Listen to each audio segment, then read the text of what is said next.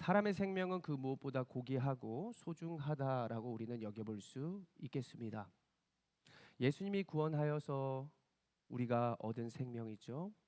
우리의 남은 구원받은 그 여생도 굉장히 소중한 것입니다.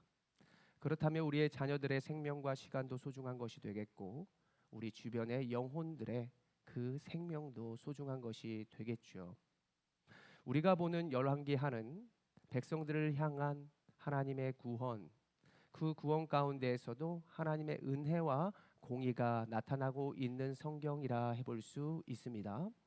오늘 하나님의 은혜와 공의를 통하여 우리의 생명이 다시 한번 더 회복이 있고, 그리고 우리를 통하여 우리의 주변의 영혼의 생명들도 강건하게 하여질 수 있는 은혜가 우리를 통하여 있게 되기를 간절히 소원합니다. 은혜는 히브리어로 헨이라고 할 수 있습니다. 그리고 헬라어로는 카리스라고 할 수 있죠. 그래서 은혜는 자격 없는, 기대할 수 없는 그러한 상태에서 나음을 받았다. 할 수 없는 자가 할 수 있게 되고, 구원 얻을 수 없는 자가 구원을 입게 되었다라고 하는 것이 바로 은혜입니다. 그래서 기독교를 은혜의 종교다라고 이야기를 해볼 수 있죠. 그리고 두 번째로 열왕기 하에는 하나님의 공의가 나타나고 있다라고 하는 것입니다. 이것은 선과 악을 판단하는 기준이다, 하나님의 성품이다라고 이야기를 해볼 수 있겠습니다. 그래서 믿는 자들끼리 이렇게 서로를 판단하기보다는 하나님께서 그들을 판단하십시오. 오히려 이러한 태도가 옳은 것이죠. 그래서 모든 기준은 세상에 있는 것이 아니라 하나님께 있다라고 하는 그 인정, 이것이 하나님의 공의를 믿고 하나님의 공의로 살아가는 우리들의 모습이다라고 해볼 수 있겠습니다. 세상이 나를 보고 부족하다, 너 안 된다라고 이야기를 할지라도 하나님의 진정한 공의가 있기 때문에 우리의 구원이 보호받을 수 있는 것이고요. 우리가 잘못을 했더라도 바로 하나님께 예배도 할 수 있는 이유는 하나님의 우리의 마음을 아시고 불쌍히 여기시고 하나님께서 우리를 하나님의 선한 길로 인도하여 주시기 때문에 우리는 언제나 하나님을 예배할 수 있고 기도할 수 있는 백성이다라고도 여러분들 꼭 믿으시며 신앙생활 하시기를 원합니다. 우리가 오늘 모였습니다. 세상이 보기에는 미련해 보일지 몰라도 하나님의 공의로는 우리가 완전한 것이라는 것을 믿으시면서 하나님의 말씀 앞에 더욱더 담대히 나아가겠습니다.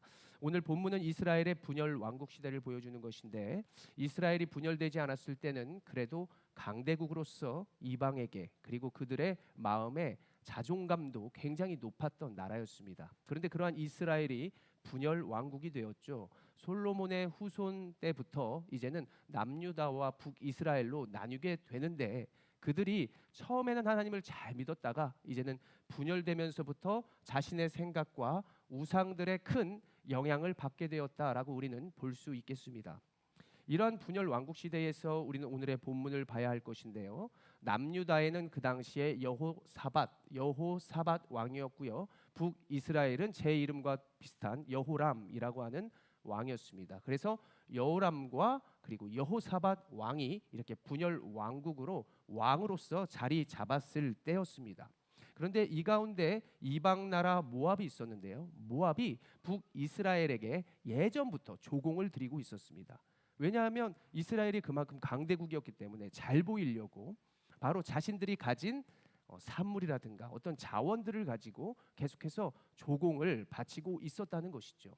근데 이제 모압이 시간이 지나다 보니까 이제 분열도 되었고 북이스라엘을 보니 얘네들이 예전보다 강하지 않고 현찮아 보이더라는 것입니다. 그래서 그들이 조공을 드린 모습 가운데 있다가 배신을 하게 되는 것입니다. 우리 젊은이들 말로 배신을 때리는 것입니다. 그래서 이스라엘 왕이 이제는 화가 났겠죠. 근데 배신을 한 것도 모자라 그들은 전쟁을 준비하기에 이르는 것입니다. 북이스라엘을 쳐들어가자 바로 모압이 그리했다는 것이죠. 그래서 북이스라엘 왕 여호람이 생각한 것은 하나님께 기도하고 하나님께 먼저 물은 것이 아니라 그가 형제 나라인 북이스라엘 여호사밧을 부르고 그리고 에돔이라는 나라에게 도움을 요청하여서 연합군을 이렇게 만들게 되어지는 것입니다. 그래서 그 전쟁을 하는 것이 바로 오늘의 사건의 배경이다라고 이야기를 해볼 수 있죠.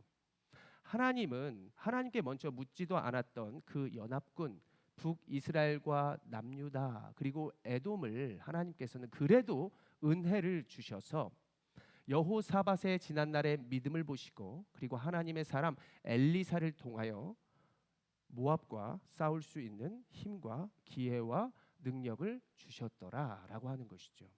그래서 그 하나님의 힘을 가지고 오늘 모압에게로 나아가는 그 기세와 하나님의 힘으로 모압에게로 나아가는 그러한 모습을 오늘 배경에서는 보여줬다는 것입니다. 한번 이 힘으로 나아갔는데 모압이 어떠한 모습으로 나아갑니까? 자, 이스라엘군이 하나님의 힘으로 나아갔는데 열왕기하 3장 26절 제가 읽은 말씀인데요. 여러분들 한번 같이 읽어봅니다. 시작.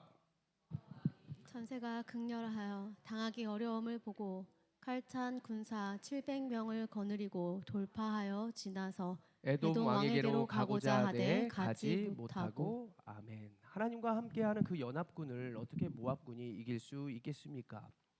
수세에 몰린 모압은 이제 어떠한 행위를 합니까? 자신의 나라의 신 그모스 신에게 바로 자신의 아들 모압 왕의 아들을 불에 바치는 것이죠. 그모스 신에게 바치는 것입니다. 열왕기하 3장 27절의 말씀 다시 한번 읽어보겠습니다. 시작. 이에 자기 왕위를 이어 왕이 될 맏아들을 데려와 성 위에서 번제를 드린지라. 이스라엘에게 크게 경노함이 임하매 그들이 떠나 각기 고국으로 돌아갔더라. 아멘. 우리는 모압의 이러한 행위를 보고 무엇이라고 볼 수 있을까요? 내가 위험에 처하니까, 주변이 그렇게 하니까 신이 허락하신 자녀를 그대로 신에게 바친다? 하나님이 과연 그것을 원하실까요? 뺏으려고 주신 걸까요? 우리가 자녀들을 하나님의 선물이다라고 이야기를 할 수 있는 것은 하나님이 나를 위해서가 아니라 하나님을 위해서 이 세상에 하나님의 살아계심을 증거하기 위해서 우리에게 선물로 주신 것입니다. 한마디로 위탁이라고 이야기할 수 있고요. 하나님의 것이다. 하나님의 사람이다. 존귀한 생명이다 라고 이야기를 해볼 수 있습니다. 하나님께서 그것을 얻어 가시려고 그 씨앗을 주셨을까? 그것은 하나님의 진정한 뜻이 아니었죠. 그런데 그모스 신에게 그 생명을 바쳤다라고 하는 것은 우리가 보기에도 하나님이 보시기에도 잘못된 행위였다라고 우리는 말씀을 이해해 볼 수 있습니다. 분명히 잘못된 것입니다. 레위기 18장 21절의 말씀을 읽어볼까요? 시작. 너는 결단코 자녀를 몰렉에게 주어 불로 통과하게 함으로 내 하나님의 이름을 욕되게 하지 말라. 나는 여호와이니라. 아멘. 구약의 제사법도 분명히 번제라고 하는 그 제사로 불로 태워버리는 그런 제사가 있었습니다.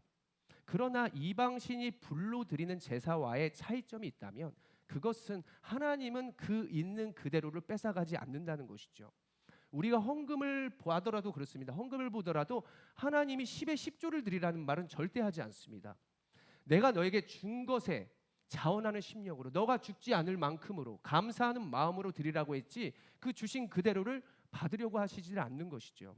달란트도 마찬가지입니다. 달란트를 내가 받은 것을 그냥 땅에 묻혀둔 상태에서 그대로 드리는 것이 온전한 달란트가 아니라 내가 그것을 잃을지언정 세상 앞에 도전하며 내 달란트를 사용하면서 내가 하나님 앞에 영광을 돌려드려야지라고 하는 그 마음을 받으시는 것이지 그 양을 그 있는 그대로를 빼앗아 가시려는 마음이 하나님의 마음이 아니라는 것입니다.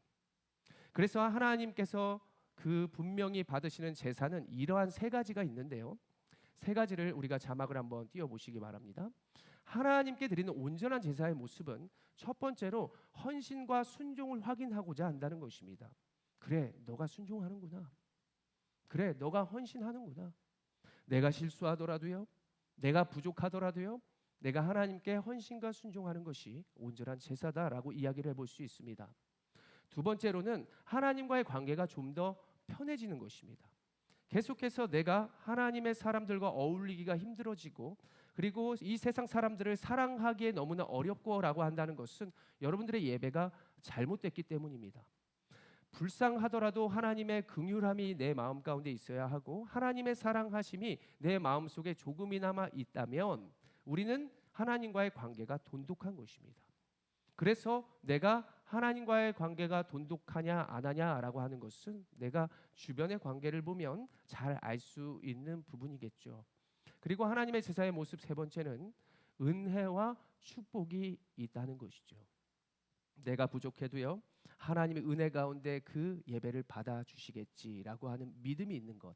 그것이 하나님의 은혜를 가지고 사는 사람들이고, 내가 세상의 사람들에게 뭘 해줄 수 있겠어라가 아니라 내가 가진 것으로 내가 조금이나마 돕고 나의 미소로, 나의 말로, 나의 어떤 작은 행동으로 말미암아 사람들에게 내가 좋은 것들에 대한 영향을 끼칠 수 있다라고 한다면 그 사람은 하나님의 축복의 사람이고 그 하나님의 예배와 제사를 온전히 드리고 있고 온전히 하나님의 은혜를 그 축복을 받고 있다라는 사실로 우리가 확인될 수 있다는 것입니다.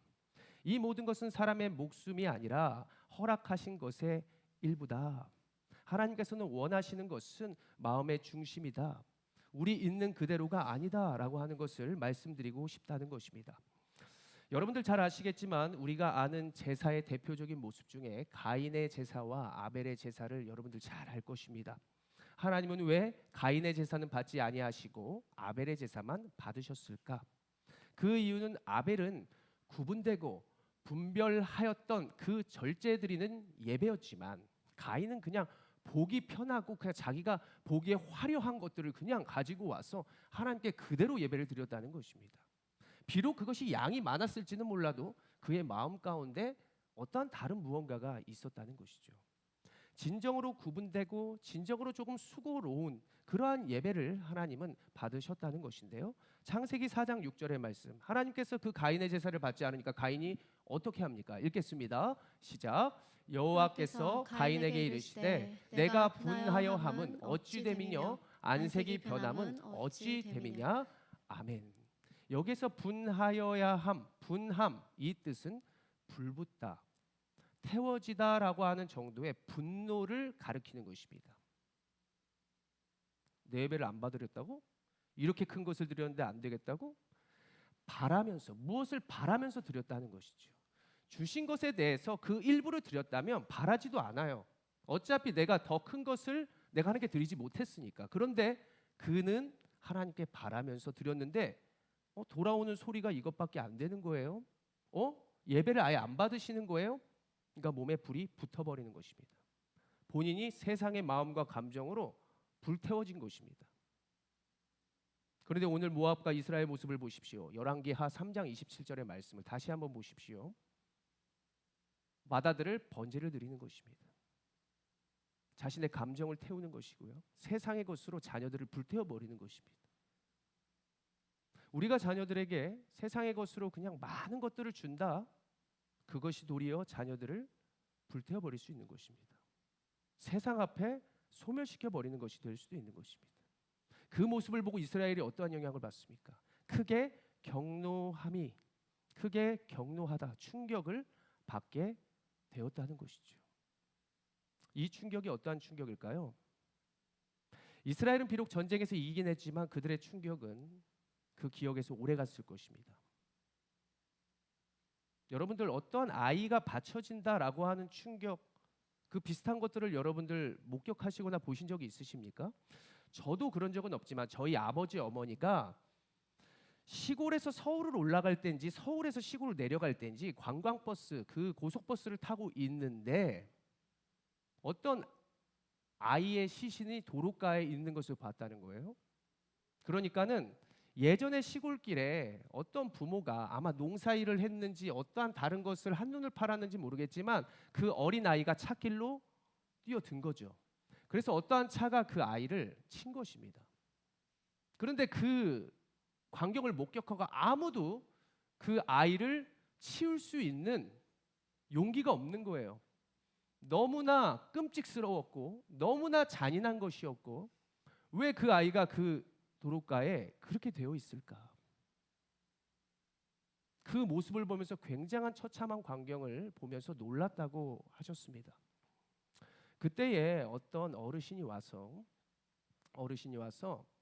그 잔해를, 그 아이의 시신을 이렇게 빨간 바구니로 해서 이렇게 담아서 그 모든 사람들의 충격을 최대한 빨리 없애고자 그 시신을 치웠다고 부모님은 저에게 말씀을 해 주셨습니다.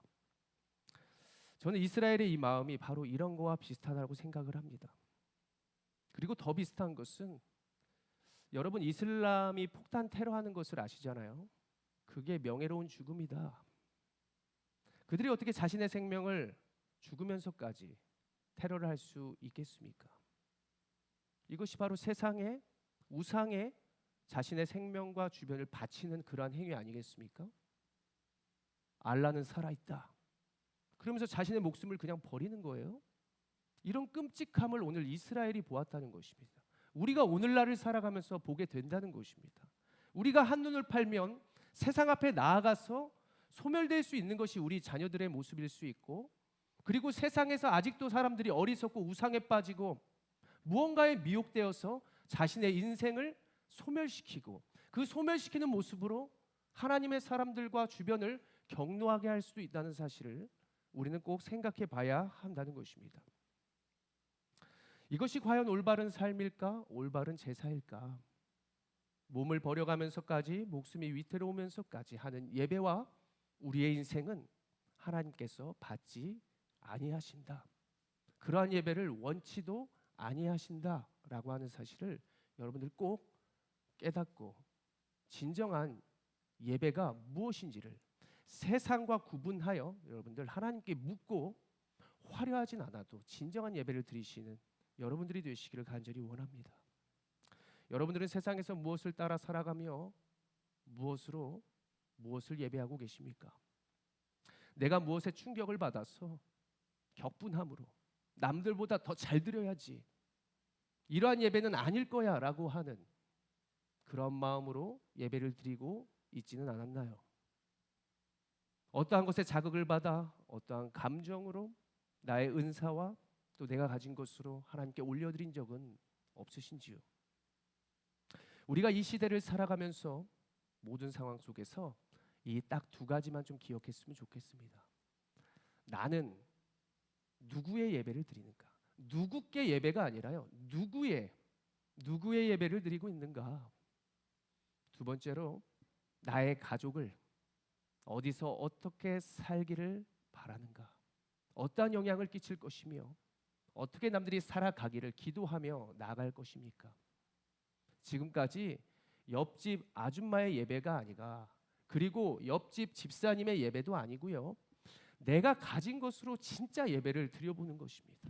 어떠한 격분함과 어떤 남들의 그 수준과 그 환경의 예배가 아니라 내가 가진 것으로 그 일부를 진짜 잘 구분된 모습으로 하나님을 예배하시고, 그리고 그 예배 가운데에 내가 드러낼 수 있는 것들을 가족에게 드러내며 또 하나님께서 원하시는 바를 내 자녀들에게, 내 가족들에게 우리가 얘기해 주면서 또 하나님 적절하게 이들에게 전할 수 있는, 하나님 나타낼 수 있는 그 힘과 모습들을 나에게 더하여 달라고 우리가 고백하면서 우리의 가정과 주의 교회와 이 세상을 진정한 예배가 이러한 것이다 라고 하는 것을 소개해주고 드러낼 수 있는 이 시대의 진정한 하나님의 예배자들이 되시기를 간절히 소원합니다.